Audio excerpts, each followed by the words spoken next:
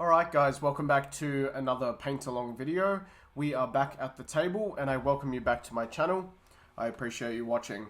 So I'd like to start off by letting you know that the line work for this particular painting is available in a link to my Dropbox in the description down below, and that will include basically all of the line work, artwork for the paint along videos. I'll be painting with Liquitex acrylic inks today. I've had a lot of good success with these, and I've had a lot of people tell me they've enjoyed using these after my recommendations of these inks. You can go ahead and follow along with whatever medium you have. I'll be using 4 colors. We have Liquitex Yellow Orange, Liquitex Carbon Black, Liquitex Pyrrole Red, and we've also got a permanent sap green as well. Now I have pre-filled my palette. I've got a 6-well palette here. I've got solid carbon black in this well here. We've got a medium grey wash, which I've just put in a little bit of carbon black and diluted it with water. I've got a bit of the yellow orange with a drop of the pyrrole red in it to give us a nice orange hue. I have sap green with a few drops of the orange yellow in it to lighten it up to more of a lime green sort of tone. And I've got solid pyrrole red, which I'll be using for a bit of background and the eyes. Along with this, I've got 2 brushes. I have my inking brush and my blending brush. And I've also got a glass of water, which I'll use for washing the brushes out and for blending. Okay, so I did get a bit of good feedback on the last paint along video. Essentially, the idea of these videos is for you guys to be able to download my line work, and you can go ahead and use whatever medium you'd like to trace that onto watercolor paper, or just paper of your choosing. If you're working with markers, I suppose it would be marker paper, whatever paper you like to use. And once you've traced that over, you can go ahead and follow along with my painting. Alternatively, you can draw your own image and still sort of just paint along with me while I paint, and we can chat. And that's the idea behind these videos.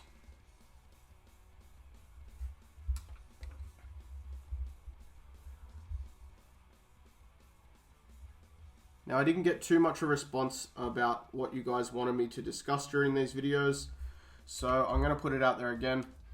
An invitation for you guys to ask whatever questions you'd like to ask. You know, what would you guys like to know? Topics that I can talk about in these paint along videos. Just feel free to leave a comment down below, letting me know what you want me to speak about. You can always message me on Instagram at Daggett Designs, or over on Facebook at Daggett Designs as well. That way I can give you guys more information.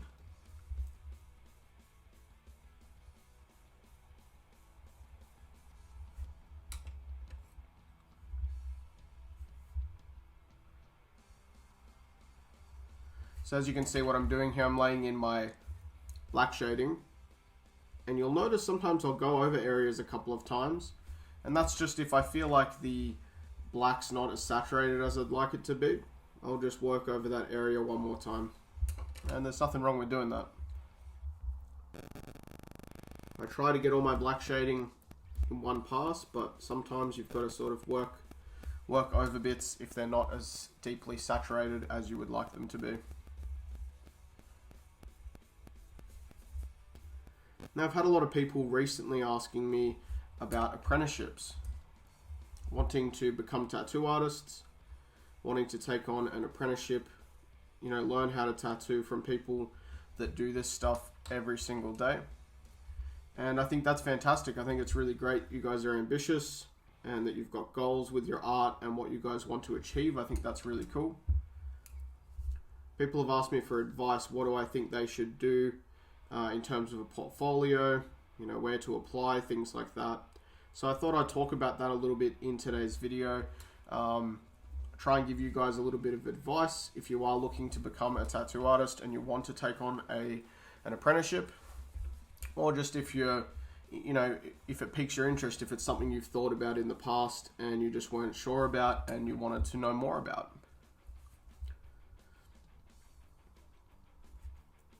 So regarding getting an apprenticeship, the first thing you'll need is a strong portfolio. It's highly advisable that you have a portfolio available so that the studio that you're applying to work at as an apprentice as an apprentice, not as an apprenticeship, as an apprentice, so that they can see what work you've done. It gives them a good idea of where you're at with your art and your drawing skills, but also gives them a good idea of your understanding of things like color theory, shading, how good your line work is, things like that. So I think one of the most important steps to trying to get an apprenticeship as a tattoo artist is to start with a good portfolio. Now, I did have someone asking me, like, what do I think constitutes a good portfolio, how to put one together, what kind of work to put in there. Do you put your best artwork in there? Do you put your sketches in there as well? And, you know, what size to make your portfolio? One of the other questions was, should I keep my portfolio digital, you know, like on Instagram, or should I have a physical portfolio? Now, this is going to depend on the studio that you're applying for. You know, everyone's going to want to do things differently. There's no guarantees that what I'm going to tell you is the rule of thumb for everywhere, but it is certainly, or it certainly has been my experience, that tattoo shops prefer, you know, hand-drawn artwork over digital artwork and stuff like online portfolio type stuff. And the reason for that, I think, just goes back to the tradition of tattooing and doing things by hand. You know, handmade artworks, I think, are always a little bit nicer, and I think there's something to that. So I think giving them a handmade portfolio as opposed to a digital one, especially, you know, including digital artwork, I think a handmade portfolio will impress them a lot more. That's, like I said, that certainly was my experience.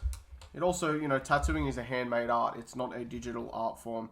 So whilst, you know, tattoo artists will use different digital tools like digital drawing aids and things like that to create some of their artworks, it still remains a hand-drawn style of art or a handmade style of art. So I think giving them examples of things that you've done with your own hands, without the help of a computer or a device of some sort, is the best way to show them that you enjoy doing things in the traditional manner and that you're able to do things in the traditional manner. Not everything can be done as easily on paper that it can be done on the computer. This is something that also stops people from thinking that you have cheated, you know, that you're just copying someone else's designs. You can show a little bit more originality, and you can show that your technique is there. Now, painting tattoo flash is really important in my opinion. It's very similar to tattooing in some ways. The way that you paint with watercolors is a very similar process to how you would tattoo.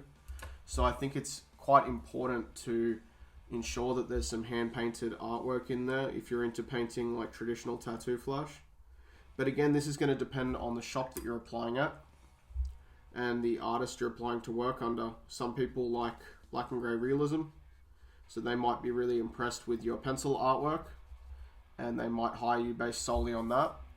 Or they might prefer, you know, traditional style, American traditional style tattooing, maybe Japanese tattooing or new school.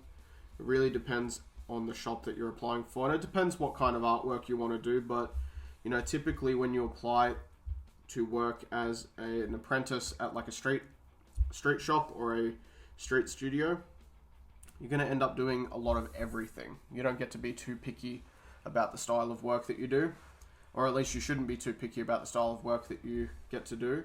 You should be grateful and wanting to learn, you know, so you've got to sort of try everything and start at the basics.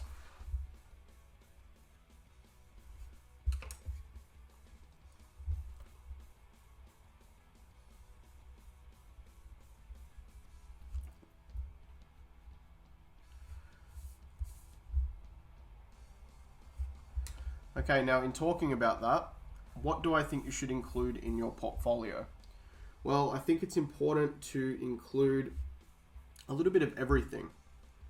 And by that, I mean a little bit of all the different styles that you have practiced. And I think it's important to put both finished artworks and sketches into your portfolio. I don't think you should limit yourself to only putting final artworks in there. Sketches are important too, and it gives them, whoever's reviewing your work, it gives them a good idea of your process in how you put your artworks together and how you draw. So I think that putting your sketches in there is certainly not a bad idea at all. You want to put in a nice amount of finished artwork as well though. You want to make sure that they can see your potential and where your skills are at in terms of producing quality artworks.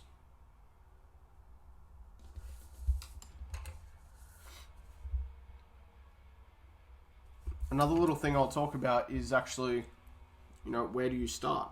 Some people have asked where they should apply and how they should go about applying. Everyone's going to have different experience. In my opinion, one of the best ways to do it would be to familiarize yourself with the people that you aspire to learn under, or the people that you aspire to be like. Go and ask for an opportunity. Go and talk to these people.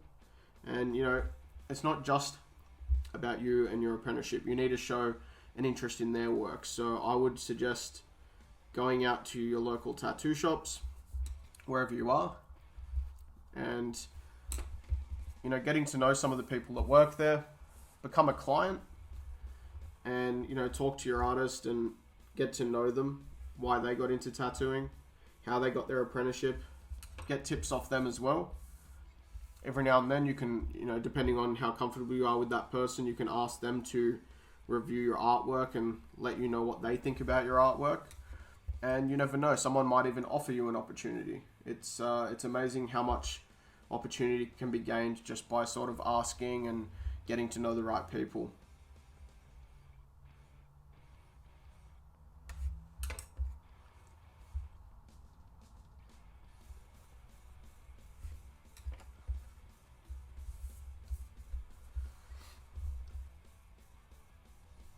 Another little tip I'll give you is be prepared to work and be prepared to feel like you suck.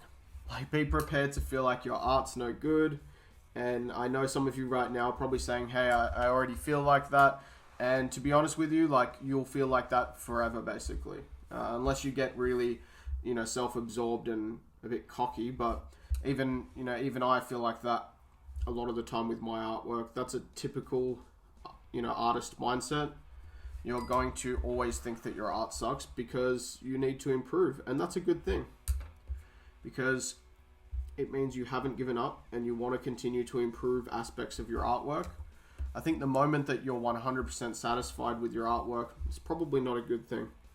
I think it means you've gotten a little bit too much of a big head, too much of an ego, and you're probably not going to continue to improve if you already think that your artwork is perfect. So I would say that, thinking that your art's not the best is a good thing. You need to continue to learn and improve. You shouldn't think that you suck forever. You should try and have a realistic view on your own artwork. But, it's never a good thing to think that your artwork is perfect and unflawed. But yeah, when you're getting into tattooing and starting an apprenticeship, get ready to start all over again. All of the experience with your art is really important. However, you're starting with a new medium. So, it's kind of like being a sketch artist, pencil sketch artist, and someone hands you a paintbrush and acrylic paints for the first time. You might have some good foundational concepts of, or techniques in art, but you're probably going to struggle for a little while to apply those techniques with a new medium. It's just challenging, and I think everyone will have experienced that at a certain point when trying out a new medium. You're not sure how it works yet. You haven't learned the tricks to sort of get it to do what you want it to do. And tattooing's no different. You're working with a completely different medium to what you would normally work with, and the canvas that you're working with is a very challenging one indeed, and that is because you're working with live flesh, skin. So it's a very different type of canvas.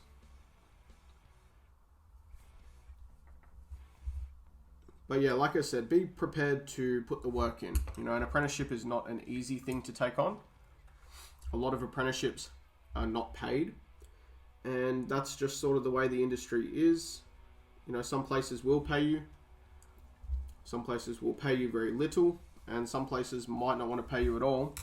And you have to basically prioritize. You know, it depends what you want in life, and it depends what you can afford to do. If you need a stable income, then you might want to take on an apprenticeship that's part-time. If it's not paid, this way you can still afford to pay your bills and, you know, do what you need to do to make your money. But that having been said, you know, some of them are paid. You can earn a little bit of money from your apprenticeship as well. So I'm just washing my brushes out, and we're going to go to the next color. And I'm going to be putting down my sap green that's mixed in with a bit of our orange yellow. So we're going to go ahead and start laying that in now. So yeah, like I said, being an apprentice is hard work. You do a lot of cleaning, a lot of cleaning. A lot of your work is reception, dealing with clients, learning how to quote tattoos and give correct quotings for the artwork, you know, depending on the studio. I think everywhere is going to be a bit different, but across the board, I think apprentices deal with the same shit. You're also going to probably cop it the worst. You know, people make fun of you and take the piss a little bit, but that's kind of part of being an apprenticeship, and you should, you know, take that. You got to take it in your stride and learn how to dish it back. I think the day you start dishing it back to the other guys is when you know, really become one of them. I feel like that's the way it goes. But yeah, you know, you will sort of cop the most crap from the other guys, and that's sort of difficult for some people in the beginning. Doesn't come natural to everybody. There is quite a bit of banter that goes on in a tattoo studio. Again, in my experience.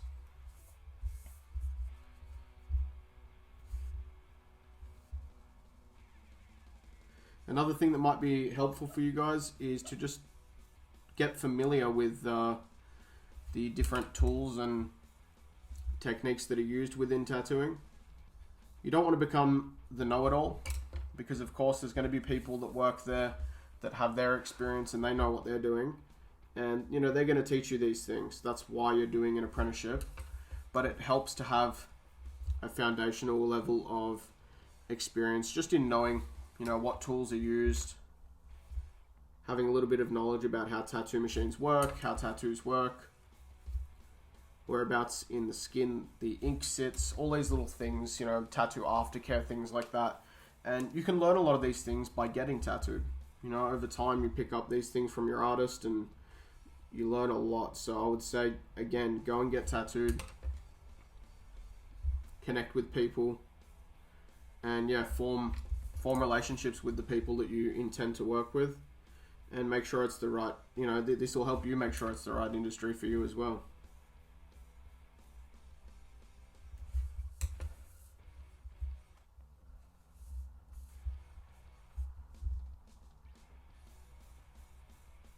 But anyways, they're just some of my tips on building up a portfolio, you know, getting an apprenticeship, meeting the right people to get an apprenticeship, and, you know, a little bit of what to expect. There's a lot more that goes into it than what I've mentioned in this, you know, short video.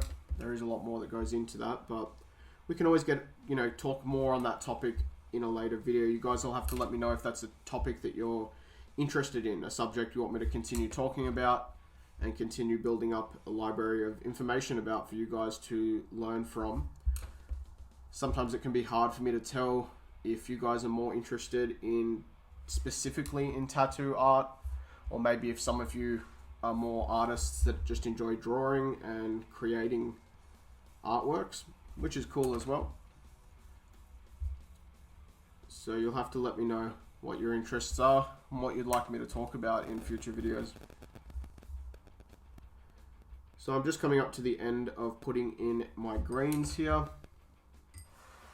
As you can see, by adding in that little bit of yellow, take it back from being a true, like, deep sap green, and we make it a little bit more of a yellow tone green, which is a really beautiful color for doing these leaves on any traditional style, you know, flowers. I think they look really nice with this particular tone of green.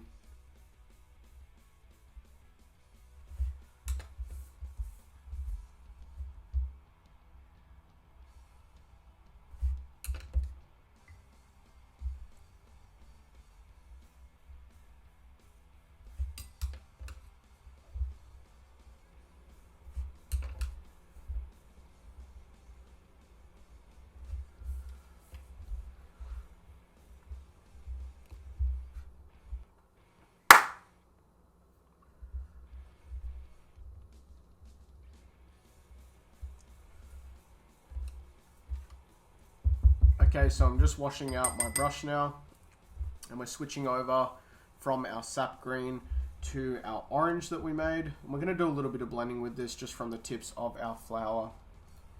Now, you know, I did have people asking me a little bit about my personal sort of art history and, you know, how I came up in art and painting and doing what I do. And I haven't really spoken about it too much with anyone, so I thought I would share a little bit about myself in this video, and hopefully you guys find something in there of inspiration or maybe just something interesting to think about. So I started drawing a lot when I was in primary school. I drew a lot as a kid. I loved doing it, and it was for no reason other than it was fun. You know, I enjoyed doing it, and it was a good little bit of fun when I was younger. And I did that all the way through until high school. And I was very, very excited about art class in high school. I think I was very optimistic about learning art. And, you know, I've wanted to have my own sort of art business or, you know, whatever it may be. I've always sort of wanted that, something to do with art in my life and my professional life. And so I was very eager to start learning about art when I went to high school. And I had a really horrible art teacher who turned out to be not so horrible, but at the time I thought she was really horrible. And, you know, it really discouraged me from continuing in art, and it pushed me away. I actually quit art entirely for the rest of my high school and pretty much college years. Like, I didn't do any art for a really, really long time. And it always sort of felt like part of me was missing. But, you know, I was in high school. You're still sort of figuring out who you are, and you don't really acknowledge a lot of these things until much later on.